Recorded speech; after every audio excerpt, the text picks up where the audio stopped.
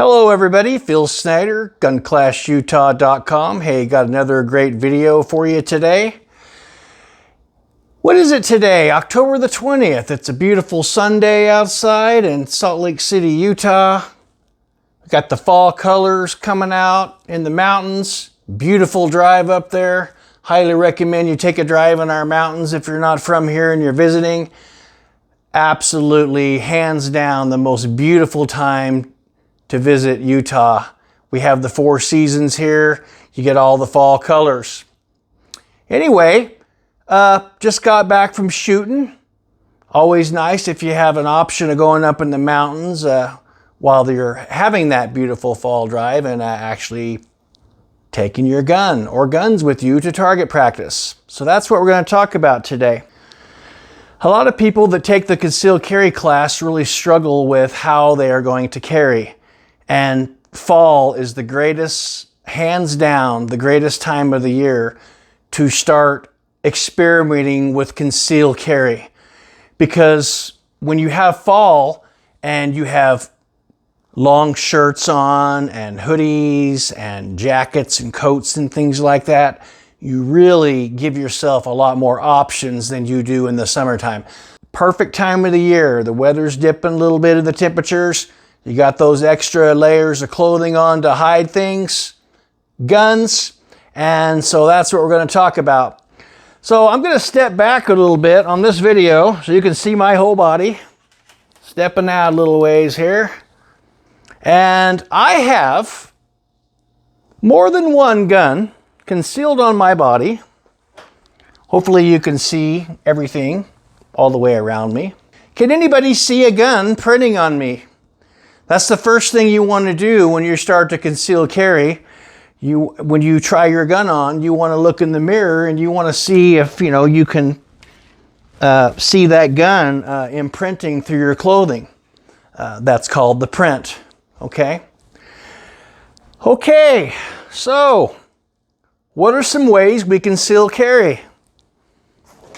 We have the fanny packs. These are great. Men and women, you can just strap this around here. You can have a gun in here. If you do get a fanny pack, they're good for hiking in the mountains and going on walks in the neighborhoods and things like that. Just make sure you get a fanny pack that just looks like something you put your keys and a water bottle in. You don't want to get something that's, camouflage or, and just looks like a gun pack, right? The whole idea is to carry something to where people don't know right off the bat that you're advertising that you have a gun. But that's one option right there. And then, of course, everybody want to know where I'm carrying. Well, what is the most popular way that people conceal carry? Right? It's probably inside the waistband, isn't it? Something like an appendix carry. Something like this. All right. That's one way to carry. I got a nice American flag custom holster. I got a retired cop that makes these if you want to get one of these. Very good quality holster. That just comes out. This clips on your belt. And, it's easy to draw. You can carry appendix carry if you're a skinny guy, but if you're a fat guy like me, got a little bit of belly fat here on your body, a little more comfortable to carry that on a 3 o'clock or a 4 o'clock position. But that's probably the most popular way to conceal carry right there. What are some other options we have? Well, let's see. If I take off my shirt here, I've got a Miami Vice style shoulder rig. I got my Glock 17 in here. I got a couple of spare 17 round magazines in here. Always good to have a couple extras for the road when you travel or something like that. I actually bought this Miami Classic setup from Galco when I got sworn in as a deputy sheriff for the Salt Lake County Sheriff's Office. This is what I would typically wear off duty or when I went to court and I would testify. I had a sport coat that I would just wear over here and nobody knew that, I had this underneath. Really cool. It's It's just got a lot of sentimental value to it. But when you're drawing from something like this, it's a little bit of a challenge, okay? Because when you go to unsnap it and you go to draw, you got a potential to flag people that you don't want to. And so when you're drawing, instead of just coming out with that hand, you want to probably draw down to the ground and come around in front. And then of course, like we say in the other videos, you would never want to point this at somebody until you were committed to firing. So it would look something like this. So that is an option. Got a couple of spare mags in here. Doesn't hurt to have any of these. But a rig like this probably going to cost you a couple $100. Probably back in the day, it was probably $100 or less. But you know, that's been a long time. And I don't want to age myself with telling you what year I bought this thing. But I really like that. This is good for maybe you're walking on the back trails, you're in the back country, or maybe you're going for the neighborhood and a walk or something like that. You can just wear a hoodie over this in the cold weather. Really great option. Oh wow, I've got an outside the waistband holster. It sits on the side. Usually wear these about 3 o'clock. You want the barrel of the gun to line up with about the seam of the pants. That's about where you want it. But I really like outside the waistband. And if you get a small gun, like a Glock 43 or a SIG P365, they're about this size, Glock 42. What is really beautiful about this in the winter is that you can still conceal with an outside the waistband holster, and it's small enough you can still cover that up with clothing. Probably not quite with this t-shirt on, but you saw with that flannel, that was something that I could easily do. Outside the waistband holsters, you want at least 1 point of retention. You wouldn't want to just get something that, you know, they could come up behind you and if you're open carrying and pull that out of your holster. So you'll see that, you know, that actually locks into there. And to unlock it, when you go to draw the gun, the lock is underneath my thumb. And so if I push that thumb down, it releases that gun. Just like that.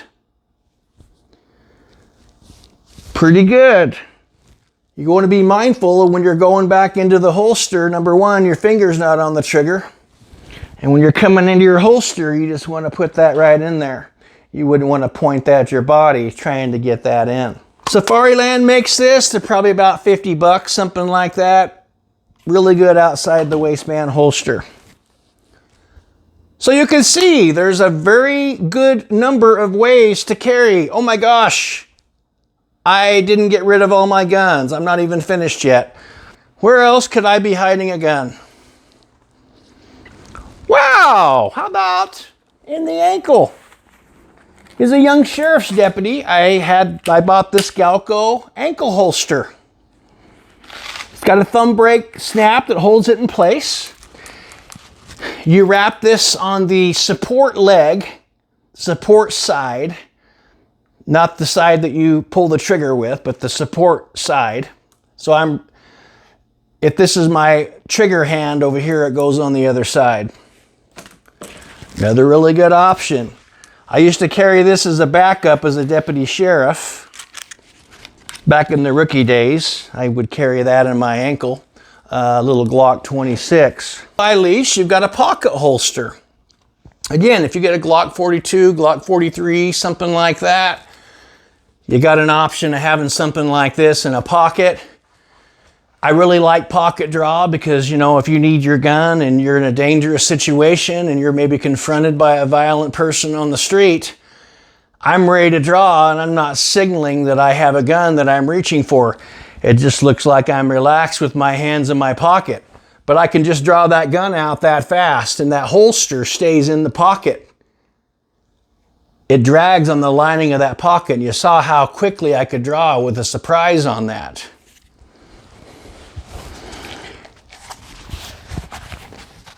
When you holster, you just want to be careful that when you are doing that, you are not flagging your hand with the barrel. So if you come in over the top like this and you go like that, you can holster that gun without flagging your hand. This is really important if you are carrying one in the chamber. And also it's a good idea, I always recommend when you do holster a gun to holster it in your holster first and then put it on your body wherever that might be, instead of having the holster on your body and trying to bring that gun into that holster, and there's more risk of you flagging yourself with the gun and having an accidental discharge if you were careless or ignorant on the gun safety rules. So, oh my gosh, do I have all my guns out?